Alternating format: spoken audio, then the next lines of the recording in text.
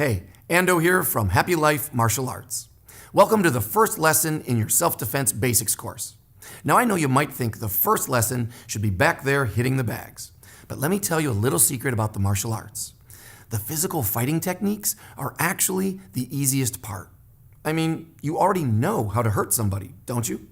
Even if you didn't, you have a body. Take a few minutes and go explore yourself. I'm pretty sure you'll figure out all kinds of ways to cause pain and damage to another human being. But hold on, we're getting way ahead of ourselves here.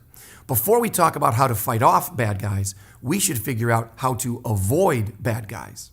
Preventing danger is the first and most effective strategy in self-defense. That's why almost every self-defense course starts with the tried and true advice to pay attention to your surroundings. But you're smart. You don't need me to tell you that walking alone at night in a bad part of town, counting your cash on the way to the liquor store so you can buy booze and go drink in the park until you black out is risky behavior. But what may be less obvious is that staying home behind locked doors with an abusive friend or partner is also risky behavior. So how can a smart person like you do an even better job of preventing trouble and avoiding danger? Answer: by not just paying attention to your surroundings, but paying attention to how people treat you and how you feel. If you find yourself in a place or with a person that makes you feel nervous and tense, my advice: make yourself comfortable. No, I don't mean on the couch, all alone, with your favorite blankie. I mean everywhere, and with everyone. That's not so easy. As you know, the world can be a stressful place. And let's be honest, some of that stress might be good for you. Stress can make you stronger and motivate you to work harder. But some of that stress you feel is actually an alarm. Your body is wired to warn you when it senses trouble. The question is, are you listening? When your breath shortens, when your heart speeds up, when your chest tightens, when you hear that little voice in your head say, hey, something is wrong here. That's your body telling you that you're facing a threat on some level to your health, happiness, and safety. When that alarm goes off, either because you're in a place that makes you uncomfortable or with a person that makes you uncomfortable, you must make it a habit to do or say something to get your comfort back. Don't second guess yourself. Don't hesitate. Turn your intuition into action. This is a crucial principle in self-defense, so I'm going to say it again. The longer you wait to make yourself comfortable, the more pain and danger you're going to experience. That's true for toothaches, insults, or punches to the face. The moment you sense something is wrong, the second you feel trouble brewing, that's the time to make your move. Take a minute to think about where you spend your time. Where do you live? Where do you work? Where do you park your car? Where do you sit in a movie theater? Do you really want to get on the elevator with those guys? Is this house party getting out of control?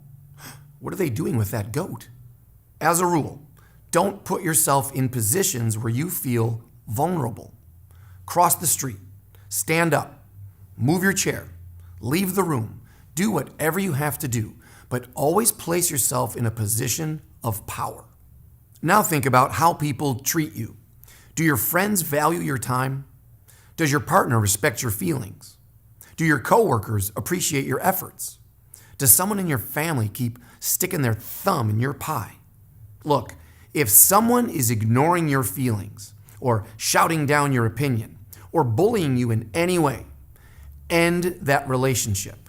You can walk away from a bad relationship as fast as you can run out of a burning building. If you don't, you are allowing yourself to feel uncomfortable. Feeling uncomfortable then becomes normal for you, and that's dangerous. Because if someone suddenly slaps you, or threatens your life, or pulls a weapon, you won't have the tools to stop them.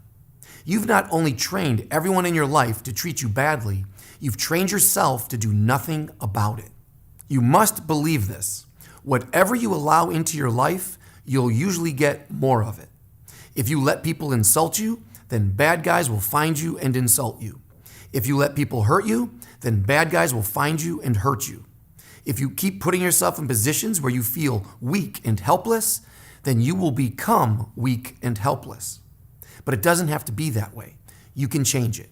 Every time you position yourself to feel strong and capable, every time you say something to let people know that you will not be disrespected, believe it or not, you are also preparing yourself for more serious threats to your safety. Start right now. Train yourself to take control of high-risk situations by taking control of low-risk situations.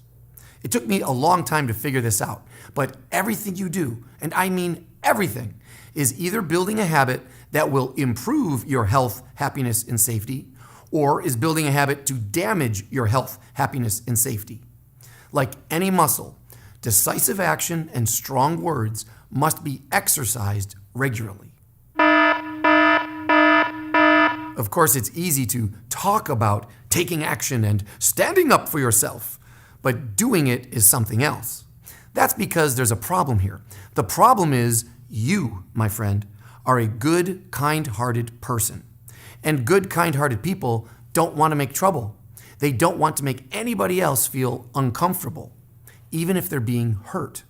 But let me ask you, why is it okay for someone to make you feel uncomfortable, but it's not okay for you to make that person feel uncomfortable? Why is it okay for someone to cause you pain, but it's not okay for you to cause that person pain? Look, just because you're kind and patient doesn't mean you should put someone else's feelings ahead of yours. It's the opposite. If someone is making you feel uncomfortable and you tell them that they are making you uncomfortable, they should feel uncomfortable. Here's why. Bad guys know they make you feel uncomfortable. Bad guys know that you won't speak up for yourself. Bad guys know that you would rather suffer silently than do or say anything to make things feel awkward. In fact, they count on it. Bad guys need you to do and say nothing so they can get what they want. That's how they win. Otherwise, they wouldn't waste their time on you. But you can put a stop to all of that. Here's a simple drill that I think can help. Find a mirror. No, not just to fix your hair, but to practice speaking up for yourself.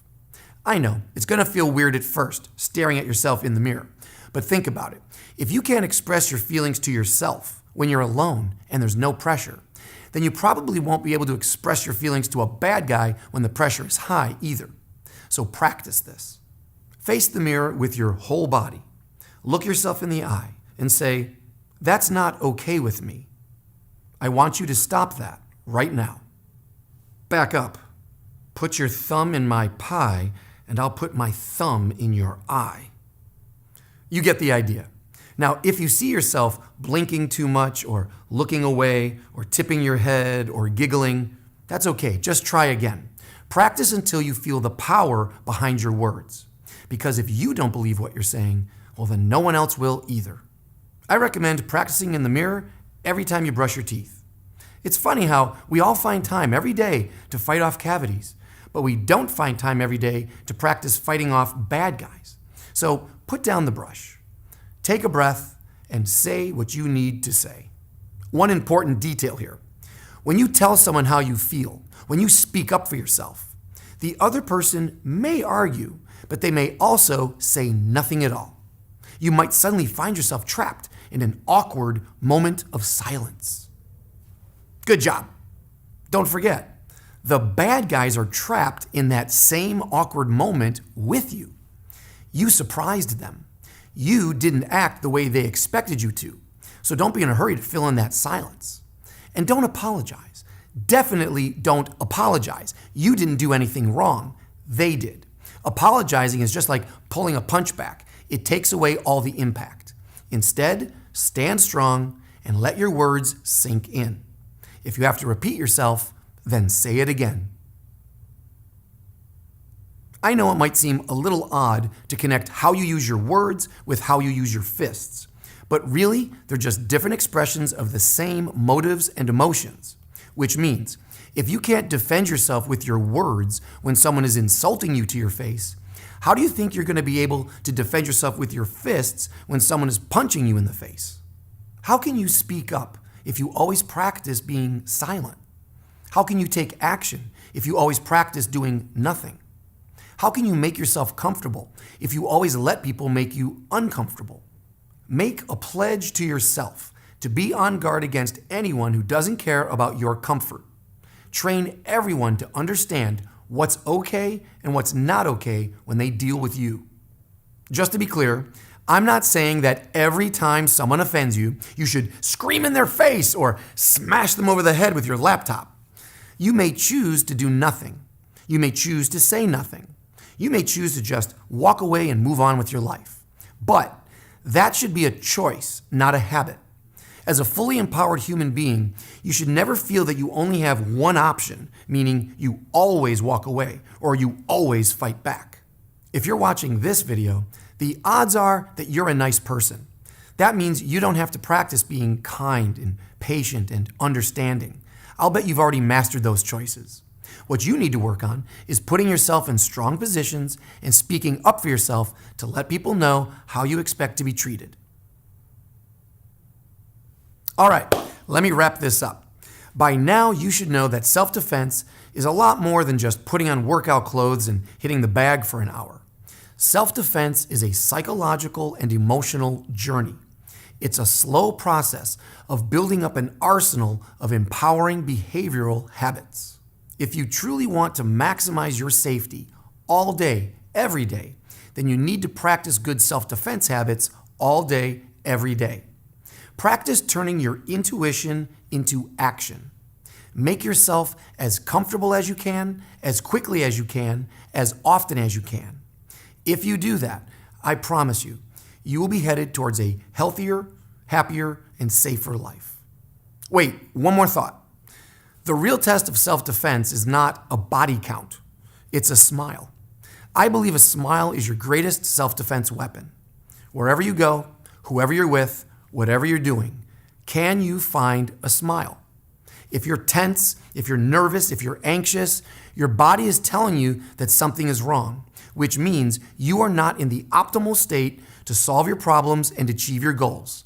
And that's true whether you're dealing with your boss, your family, or a killer. But when you turn your intuition into action, when you make yourself comfortable, that's when you'll be relaxed, clear-headed, and at the top of your game. That's when you'll have the best chance of surviving and thriving.